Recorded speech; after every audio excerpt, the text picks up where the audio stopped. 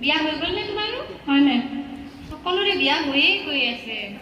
দৰাবোৰ ক'ত? দৰাক কাকো নেদেখোঁ। নাই মেম, এতিয়া মানে ছোৱালীৰ যিখিনি নাম ধৰা পৰম্পৰা আছে বৰ্তমান তাৰ কাৰণে সাজু হৈছোঁ। দৰা ক'ত সাজু হৈ আছে? দৰা মানে ওলাই আছে এতিয়া। ওলাই আছে। ওলাই আহিবনে? আজি আমি দৰাক চাম কিন্তু। অলপ দেৰি হ'ব তেওঁ আহোঁতে। এৰেঞ্জ মেৰেজ নে লাভ মেৰেজ? Arrange marriage. চাব আহোঁতে কি কেনেকৈ কৰিছিল? দৰাই লাজ কৰিছিল নে? অলপ অলপ কৰিছিলে। কি প্ৰশ্ন সুধিছিলে তোমাক? মই কিহলৈকে পঢ়িছোঁ সুধিছিলে, কি কৰি ভাল পাওঁ, কি খাই ভাল পাওঁ, সেইখিনি সুধিছিলে। সুধিছিলে মই কাম কৰিব জানো নে নাজানো সুধিছিলে। তুমি কি সুধিলা? মই সুধিলোঁ তেখেতে ৰান্ধিব জানে নে নাজানে। আৰু পাছত হ'ব জানে নে নাই সুধিলে নে নাই? সুধিছিলে। কি ক'লে?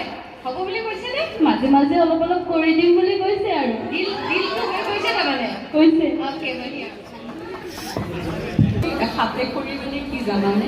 হয় মেম, কইনাই যিখিনি অলংকাৰ পিন্ধে গোটেইখিনিকে একেলগে হাত কৰি বুলি কয়। আমাৰ অসমীয়া গহনা তিনি নাম কোৱাচোন। কেৰু, দুগদুগী, থুৰীয়া, মুঠিখাৰু। তাৰে থুৰীয়া দুবিধ, ডাঙৰটোক জেংখুৰীয়া বুলি কয় আৰু সৰুটো থুৰীয়া বুলি কয়। হয়নে? সেইখিনি কৈ দিলোঁ।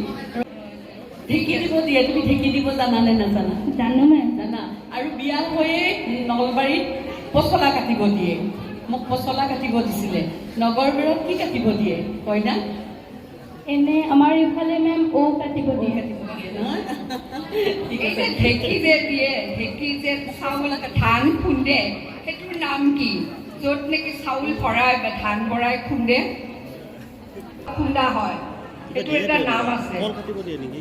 পচলা কাটিব দিয়ে। কুবলি। Thank you. আৰু ৰ'বা, আগৰজনীয়ে তিনিটা অনুষ্ঠানৰ নাম নক'লে, তুমি জানিবানে?